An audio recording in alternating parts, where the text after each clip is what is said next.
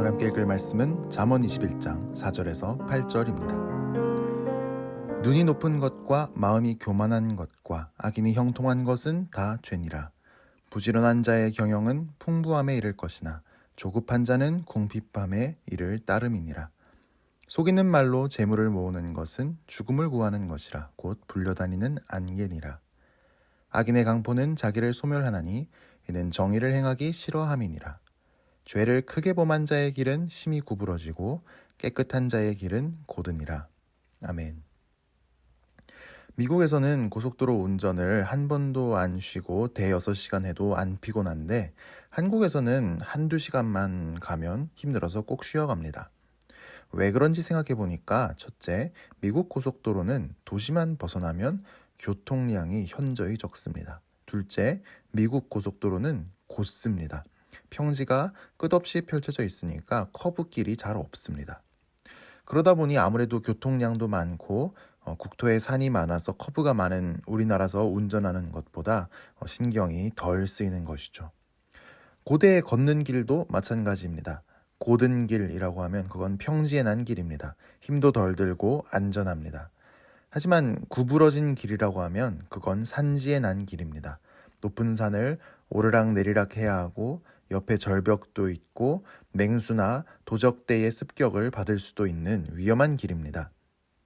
우리는 다 내 인생이 곧은 길이 되기를 바랍니다. 그런데 바로 오늘 말씀이 내 인생이 곧은 길 되는 비밀을 알려줍니다. 오늘 새벽 묵상 들으시는 분들 복 받으신 겁니다. 자, 내 인생이 곧은 길이 되는 비밀 과연 뭘까요? 8절부터 보면 이렇게 말씀합니다. 죄를 크게 범한 자의 길은 심히 구부러지고 깨끗한 자의 길은 곧으니라. 아하, 죄를 크게 범하면 인생이 굽은 길이 되고 깨끗하면 인생길이 곧아진답니다. 이 정도 말은 누구나 할 수 있는 좋은 말씀 아닐까요? 이런 덕담이 실제든 가짜든 말입니다.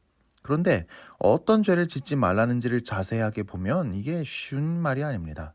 4절을 볼까요? 눈이 높은 것과 마음이 교만한 것과 악인이 형통한 것은 다 죄니라. 일단 악인이 어떻게 출발하는지를 보면 교만합니다. 눈이 높다라고 하는데요. 다른 사람을 그렇게 깔보는 겁니다. 그러면서 자기는 특별하다고 생각합니다. 그래서 평범한 걸로 만족을 안 하려고 합니다. 그게 교만한 거예요. 그리고 마음이 교만하다고 하는데 마음이 넓다라는 뜻이거든요. 꿈이 너무 커요. 과대망상 수준으로요. 내가 사업을 하면 매출 10억, 100억 무조건 성공할 꿈만 꿉니다.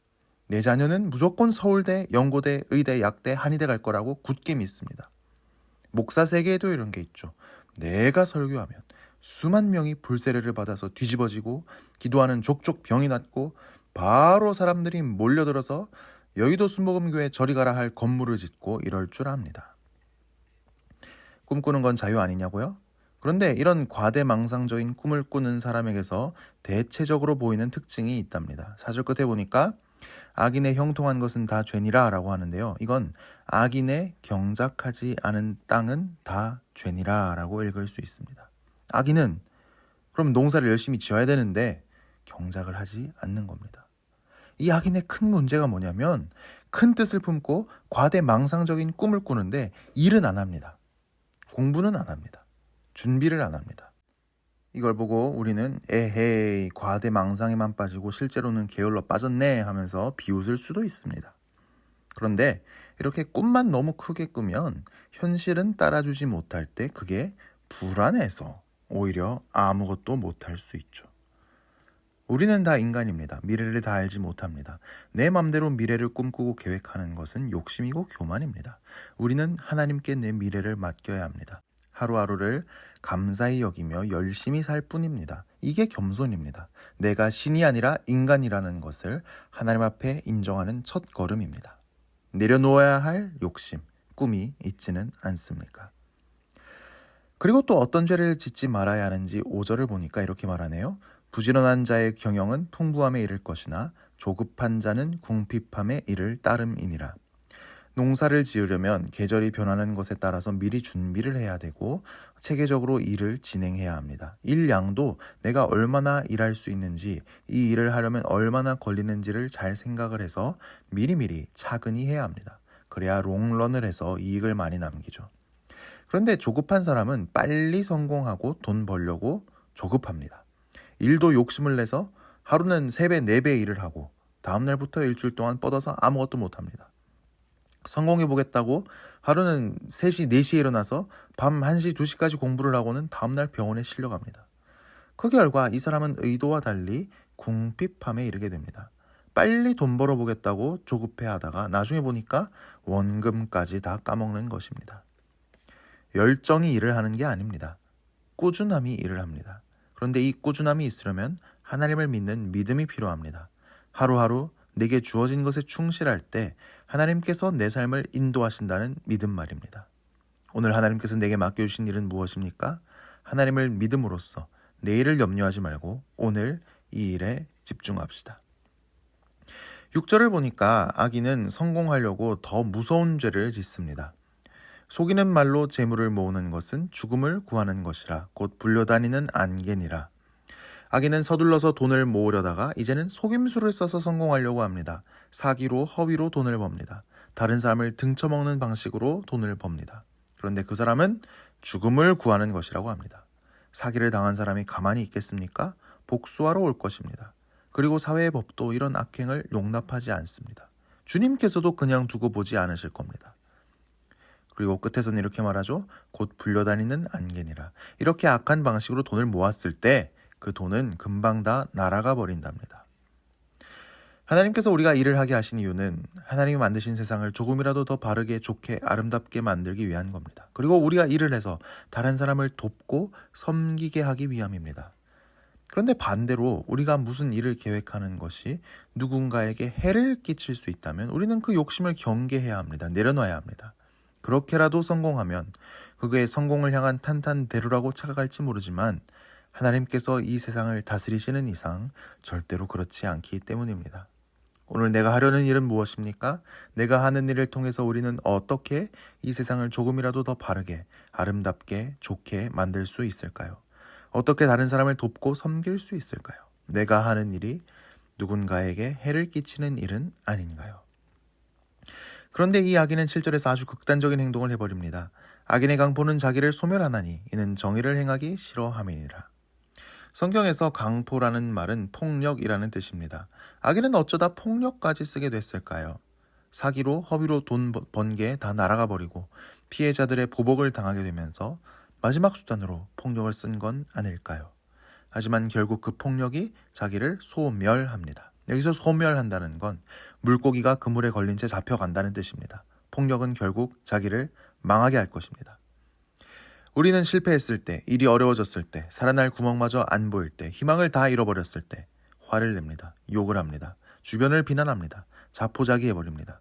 원망할 사람을 찾아서 보복하겠다고 폭력을 저지르기도 합니다. 이 사람은 구부러진 길을 한참 간 것이죠. 하지만 그 마지막에 이런 극단적인 일을 벌이기 전에 하나님을 마지막으로 한 번 믿어볼 수 있었다면 얼마나 좋았을까요? 하나님께 자기 문제를, 망가진 자기 인생을 가져와 볼 수 있었다면 얼마나 좋았을까요? 하나님은 아무리 복잡한 문제라도 해결을 해 주실 수 있으신데요.